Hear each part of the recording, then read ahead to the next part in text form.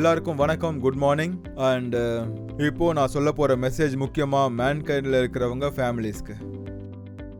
உங்களோட அம்மாவுக்கு, உங்களோட ஒய்ஃப்க்கு, உங்களோட குழந்தைங்களுக்கு இது முக்கியமான ஒரு மெசேஜ். கடந்த சில மாதங்கள் நாம் நிறைய மேன்கைண்டியன்ஸை இழந்துட்டோம். 2 இடத்துல நாம் நிறைய மேன்கைண்டியன்ஸை இழந்திருக்கோம். ஒன்று, ரோடு ஆக்சிடென்ட்ஸ். மக்கள் பைக்ஸ் ஓட்டுறாங்க, அதுவும் வேகமாக ஃபோனில் சோஷியல் மீடியாவை பார்த்துக்கிட்டே போகிறாங்க. ஹெல்மெட் போடாமல் போகிறாங்க. ஹெல்மெட் அவங்க கையில் இருக்குது, ஆனால் அவங்க தலையில் போடலை. ஆனால் அங்கே தானே இருக்கணும். இதுதான் ஒரு பெரிய ரீசன். பேசிக்கான செகண்ட் ரீசன் என்னென்னா, அது heart failures, cardiac arrest and cancer. யோசிச்சு பாருங்கள், இந்த 2 விஷயத்தில் நீங்கள் எல்லாரும் ரொம்ப ரொம்ப கான்ஷியஸாக இருந்து ஆகணும். எப்போ வீட்டில் இருந்து உங்களோட மக்கள் வெளியே போகிறாங்களோ அப்போது வீட்டில் இருக்கிறவங்களோட முக்கியமான ப்ரையாரிட்டி என்னவா இருக்கணும்னா, உங்களோட பையன் வெளியே போகும்போது இல்லை ஹஸ்பண்ட் வெளியே போகும்போது அவங்க ஹெல்மெட் போட்டிருக்காங்களான்னு பாருங்கள். அது ரொம்ப இம்பார்ட்டண்ட். ரீசெண்டாக நம்மளோட ஒரு மெடிக்கல் ரெப்பை இழந்திருக்கோம். அவர் ராஞ்சி சைடில் இருக்கார். அவருக்கு ஹார்ட் ப்ராப்ளம் இருந்திருக்கு. அவர் இறந்துட்டார். நீங்களே பாருங்கள், அவர் ரொம்ப ஃபேண்டாஸ்டிக்கானவர். நம்ம ஒரு மேனேஜரை இழந்திருக்கோம், அதை நான் மென்ஷன் பண்ணியிருக்கேன் சில நாட்களுக்கு முன்னாடி. அவர் ஃபேண்டாஸ்டிக்காக ரொம்ப நல்லவர். நமக்கு கஷ்டமாக இருந்துச்சு, ரொம்ப கஷ்டமாக இருந்துச்சு.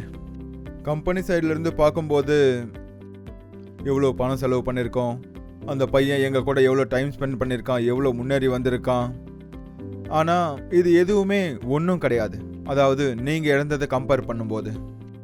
ஒரு வீட்டோட பையனை இழந்துடுறீங்க, மனைவி கணவனை இழந்துடுறீங்க, அப்பா இறந்துடுறாரு.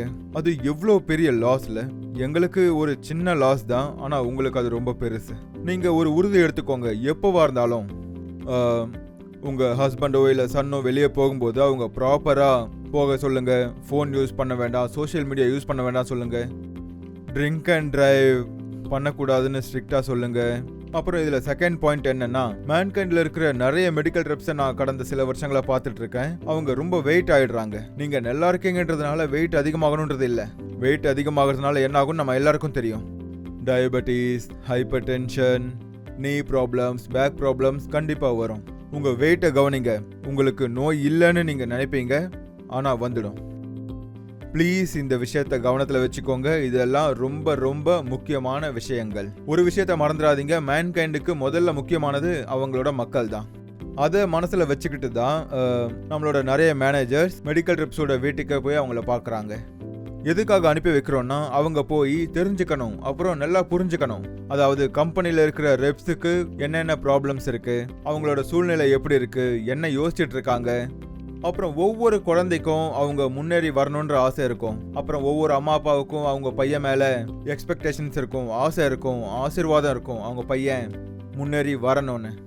அப்புறம் நேச்சுரலாகவே நம்ம எல்லாருக்கும் நல்லா தெரியும், அதாவது மேன்கைண்ட் உருவாக்கப்பட்டதே லோவர் மிடில் கிளாஸ் பீப்புளால தான். மேன்கைண்டில் இருக்கிற அதிகப்படியான மக்கள் வந்ததே லோவர் மிடில் கிளாஸ் ஃபேமிலியிலேருந்து தான்.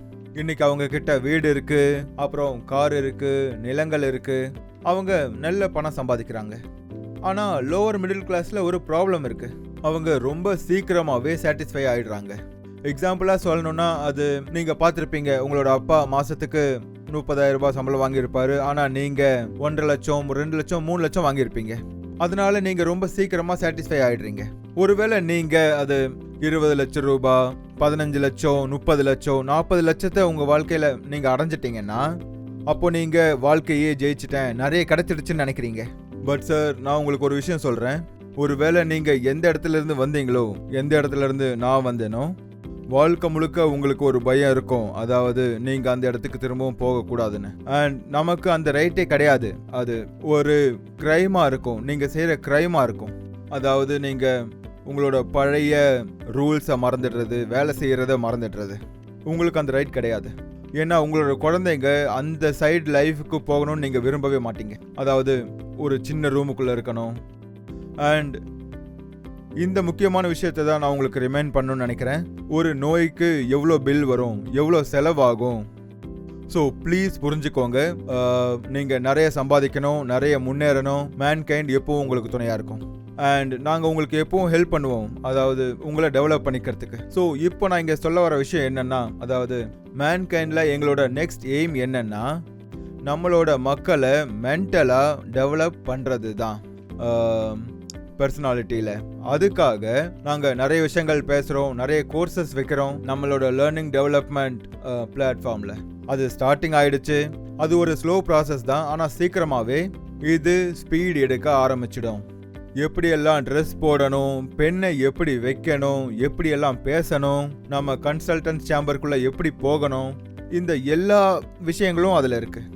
எந்த மாதிரி வேலைகளை செய்யக்கூடாது, எந்த மாதிரி வேலைகள் ஜிபிஎஸ்க்கு பிடிக்கும், கன்சல்டன்ட்டுக்கு எந்த விஷயங்கள் பிடிக்கும், உங்களோட கண்டென்ட்டை எப்படி பிடிக்க வைக்கிறது, இந்த எல்லா விஷயங்களை பற்றியும் பேசுவோம். ஆனால் இது எல்லாமே ஜென்ரலான திங்ஸ். இந்த விஷயங்கள் அது எல்லாமே கோர்ஸில் உங்களுக்கு தெரிஞ்சிடும். ஆனால் நான் இப்போ உங்களுக்கு சில பேசிக்கான விஷயங்களை சொல்கிறேன். பேசிக்னா அதாவது ரெஸ்பான்சிபிலிட்டிஸ், அதாவது மெடிக்கல் ரெப்ஸோடது, அப்புறம் ஃபர்ஸ்ட் லைன், அப்புறம் செகண்ட் லைன், அப்புறம் தேர்ட் லைன். இந்த பேசிக்கான முக்கியமான விஷயங்கள் நமக்கு தெரிஞ்சிருக்கணும். ஒருவேளை நான் ஒரு மெடிக்கல் ரெப்னா, ஒரு மெடிக்கல் ரெப் கிட்ட என்ன எக்ஸ்பெக்டேஷன்ஸ் இருக்கும்? நம்பர் 1 எக்ஸ்பெக்டேஷன் என்னன்னா, அதாவது உங்களோட 330 காலும் முடிஞ்சிருக்கணும்.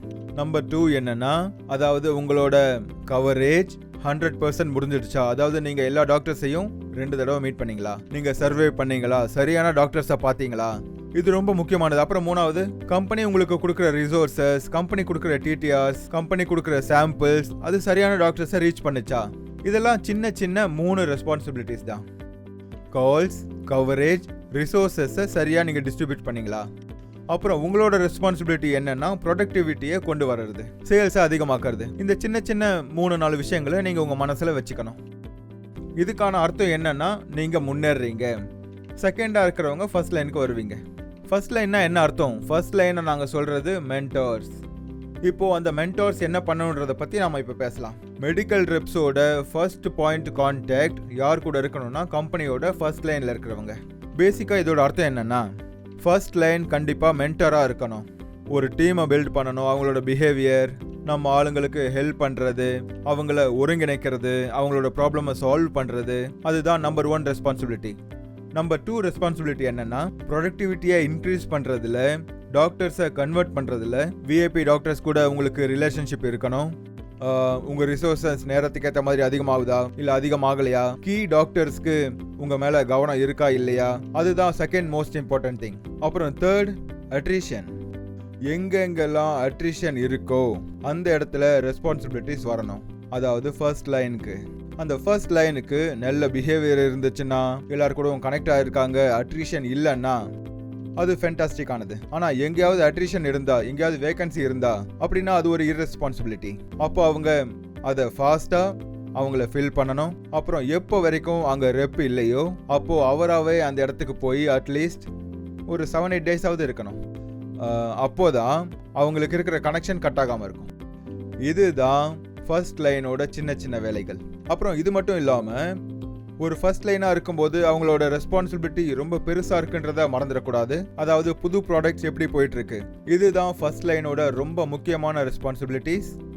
இப்போ நாம் செகண்ட் லைன் மேனேஜர்ஸை பார்ப்போம். செகண்ட் லைனை பற்றி சொல்லணும்னா, அதாவது செக்கர், ஒருவேளை மெடிக்கல் ரெப்ஸ் டூவர்ஸ்னா, ஃபர்ஸ்ட் லைன் மென்டர்ஸ்னா, செகண்ட் லைன் செக்கர்ஸ். செகண்ட் லைனோட வேலை என்ன? நம்பர் 1 ஒர்க் என்னன்னா, அந்த சின்ன ஏரியாவில் அந்த டீமுக்குள்ள ஹைஜீன் எப்படி இருக்கு, ஸ்ட்ராட்டஜிஸ் எப்படி ஃபாலோ பண்றாங்க. ஹைஜீன் எந்த அர்த்தத்துலனா, லாஸ்ட் வீக் சேல்ஸ் சரியா நடக்கல, டம்பிங் நடக்கல, நிறைய ஸ்டாக்ஸ் வெளியே போக மாட்டேங்குது, ஒரு சில ப்ராடக்ட் சேல்ஸ் ஆகல. அப்போ கம்பெனிக்குன்னு ஒரு ஸ்ட்ராட்டஜிஸ் இருக்கு, அதெல்லாம் ப்ராப்பராக ஃபாலோ பண்றாங்களா இல்லையா.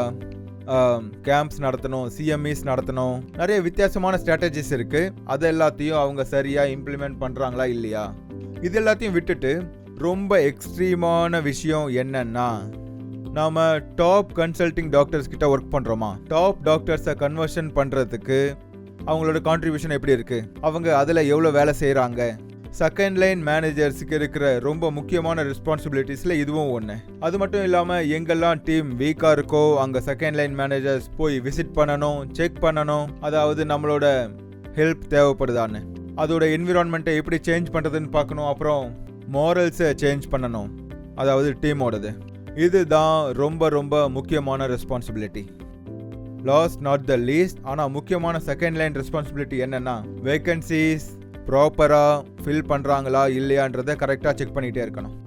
சின்ன சின்ன விஷயங்கள் செகண்ட் லைனுக்கு சொல்லணும்னா அவங்க ஹைஜீனை பார்க்கணும், பிரச்சனை இல்லாமல் இருக்கா, சேல்ஸ் சரியாக நடக்குதா, எல்லாம் சரியாக இருக்கா, வேக்கன்சியை மேனேஜ் பண்ணுறது, டாப் கன்சல்டன்ட்ஸ் கிட்ட வேலை நடக்குதா, இதெல்லாம் முக்கியமான ரெஸ்பான்சிபிலிட்டிஸ். அப்புறம் வீக்கான டீம்ஸ் கிட்ட போயிட்டு அவங்கள சரி பண்ணணும். ஏன்னா இதுதான் அவங்க ரெஸ்பான்சிபிலிட்டி. அவர் தான் அவங்க டீமோட ஓனர், அவரோட டீமுக்கு எல்லாமே அவர் தான். அதுதான் செகண்ட் லைன் மேனேஜர்ஸோட ரெஸ்பான்சிபிலிட்டிஸ். இப்போ நம்ம ஸ்டேட் ஹெட்டை பற்றி பேசலாம். ஏன்னா எதிர்காலத்தில் நிறைய பேர் ஸ்டேட் ஹெட் ஆகணுன்றதை பற்றி யோசிச்சுக்கிட்டு இருக்கீங்க. அவரோட வேலை என்னன்னா டோட்டல் ஸ்டேட்டையும் டோட்டல் ஏரியா மேனேஜர்ஸையும் ஆர்எம்மையும் ரிவ்யூ பண்ணுறது. ஆர்எம் எப்படி வேலை பார்க்குறாங்க, ப்ராப்பராக என்விரான்மெண்ட்டை மெயின்டைன் பண்ணுறாங்களா இல்லையான்னு பார்த்துக்கிறது அவரோட ரெஸ்பான்சிபிலிட்டி. ஆனால் அவர் எப்படி அதை பண்ணுறாரு?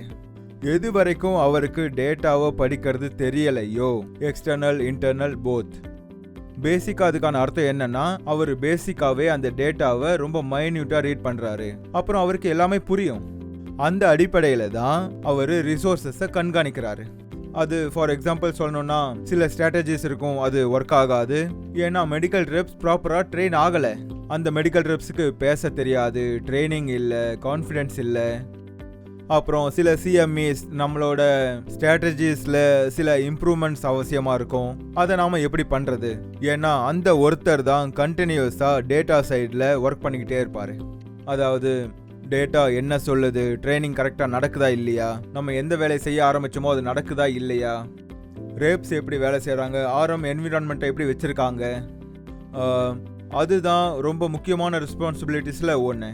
அப்புறம் என்னென்ன ஹெட் ஆஃபீஸ்க்கு நடுவில், அப்புறம் rep, RM, first line, second லைனுக்கு நடுவில் என்ன தடைகள் இருக்கோ அந்த தடைகள் எல்லாத்தையும் எவ்வளோ சீக்கிரமாக அவரால் சால்வ் பண்ண முடியுமோ, தகர்த்தெறிய முடியுமோ, அப்போ அவர் அந்த ரெஸ்பான்சிபிலிட்டியை எடுத்துக்கணும். கண்டிப்பா நானே சொல்றேன், அது நடந்துதான் ஆகணும். நான் இந்த ரிசோர்ஸஸை இங்க வைக்கிறேன், நான் இங்க இருந்து வேலை செய்யறேன், இது என்னோட பட்ஜெட். ஏன்னா அவர் தான் ஹோல் ஸ்டேட்டுக்கும் ரெஸ்பான்சிபிள். அவங்களுக்கு ரெஸ்பான்சிபிலிட்டி எப்போ வரும்னா அவங்க இந்த வேலை எல்லாத்தையுமே டேட்டா அனலைஸ் பண்ணி பண்ணணும். அப்புறம் ஆர்எம்ஸோட வீக்னஸ், ஸ்ட்ரென்த்தை பற்றி தெரிஞ்சுக்கிட்டாதான் முடியும். எப்போ நீங்கள் ஒரு ஆர்எம்ஐ அனலைஸ் பண்ணுறீங்களோ அப்போது பேசிக்காக ஏரியா மேனேஜர்ஸையும் அனலைஸ் பண்ணணும். அதோட சேர்த்து மெடிக்கல் ரெப்ஸையும் பார்க்கணும். எப்போ ஒரு ஸ்டேட் ஹெட்டோ இல்லை ஆர்எம்ஓ அவங்க ரெப்ஸ் கூட சேர்ந்து வேலை செய்கிறாங்களோ அப்போதான் அவங்களுக்கு எல்லாமே புரியும். ஏன்னா அவங்க டேட்டாவே பார்த்துட்டு இருப்பாங்க. அப்புறம் அவங்க பேசிக்காக ஒர்க் பண்ணுறது எங்கன்னா டேட்டா அவங்களோட மூளைக்குள்ளேயே இருக்கும். அவங்க வெளியே வந்து ஒர்க் பண்ணுறது மூலமாக அவங்க டேட்டாவையும் மேட்ச் பண்ணி பார்க்க முடியும். அதாவது டேட்டா என்ன சொல்லுதோ அது சரியாக நடக்குதா, அதெல்லாம் கரெக்டாக மேட்ச் ஆகுதா, ஸ்டாக்ஸ் என்ன சொல்லுது, கேமிஸ் என்ன சொல்லுது, ப்ரிஸ்கிரிப்ஷன்ஸ் என்ன சொல்லுது, டேட்டா என்ன சொல்லுது, எல்லாரும் எப்படி பிஹேவ் பண்ணுறாங்க, அவங்களுக்கு என்ன குறை இருக்குது, அவங்களுக்கு எப்படி ட்ரைனிங் வேணும், எங்கெங்கெல்லாம் ஹெட் ஆஃபீஸில் சரியாக ரெஸ்பாண்ட் பண்ணணும், எங்கெங்கெல்லாம் தடைகள் இருக்குது, இது எல்லாமே ஸ்டேட் ஹெட்டோட ரெஸ்பான்சிபிலிட்டிஸ். நான் எதுக்காக இதெல்லாம் பேசுகிறேன்னா, ஏன்னா ஃப்யூச்சரில் உங்களோட டிரான்ஸ்பரன்சி, உங்களோட மீட்டிங்கில் இருக்கிற ரிவ்யூஸ் எல்லாமே லைன்ஸில் தான் வரும். அண்ட் நாம் ப்ராமிஸ் பண்ண மாதிரி, அதாவது இப்போ நாம் மேன்கைண்டியன்ஸை ப்ரமோட் பண்ண போகிறோம். என்னென்ன வேகன்சிஸ் இருக்குது அது எல்லாமே ஃபில் ஆகிடுச்சுன்னா வரப்போகிற காலத்தில் வெளியே இருந்து நம்ம யாரையும் எடுக்க போகிறதில்ல. எக்ஸப்ஷன்ஸ் எப்போவுமே நடக்கிறது தான். எக்ஸப்ஷன்ஸ்னா 1-2%, 3%, 4%, அதுக்கு மேலே இருக்காது. அதுக்கு மேலே எக்ஸப்ஷன்ஸ் இருக்காது. 95% மேன்கைண்டை சேர்ந்தவங்க தான் ப்ரமோட் ஆவீங்க. அதுக்காக முக்கியமான விஷயம், நாம புரிஞ்சுக்க வேண்டிய விஷயம் என்னன்னா, இந்த விஷயத்தை நீங்க ரொம்ப சீரியஸா எடுத்துக்கணும். நீங்க உங்களுக்குள்ள ஒரு பவுண்டரிஸ் வச்சிருக்கீங்க. அதாவது நான் இந்த டிவிஷன்ல வேலை செய்வேன், இதுல செய்ய மாட்டேன். உங்களோட இந்த பவுண்டரிஸ் உடையணும். நான் இந்த ஸ்டேட்டில் பண்ண மாட்டேன், நீங்கள் முன்னேறணும்னு நினச்சிங்கன்னா அப்போது வெளி இடத்துக்கு போய் தான் ஆகணும். ஏன்னா நான் பார்த்துருக்கேன், எனி ரேப்ஸ், எனி மேனேஜர் வேறு ஸ்டேட்டில் போய் வேலை பார்த்தாங்கன்னா அவங்க ரொம்ப கேப்பபிளாக மாறுறாங்க. அவங்களோட மென்டல் மசில்ஸ் ஸ்மார்ட்டர் ஆகுது, டஃப் ஆகுது, பெரிய ரெஸ்பான்சிபிலிட்டிஸ்க்கு தகுதி ஆகுறாங்க. ஸோ என்னோட ஆசை என்னென்னா, இந்த மெசேஜை நீங்கள் ரொம்பவே சீரியஸாக எடுத்துக்கணும். நம்மளோட கம்பெனி இந்தியாவில் நம்பர் 1 ஆகணும்னு ஆசைப்பட்றேன். மேன்கைண்டியன்ஸோட சந்தோஷம், அவங்களோட ஆரோக்கியம், அவங்களோட சேஃப்டி, அவங்களோட குறிக்கோள்கள் எல்லாமே நல்லா இருக்கணும். So I wish you wonderful year. இந்த வருஷமும் அப்புறம் எதிர்காலமும். All the very very best and good luck. Bye bye, take care.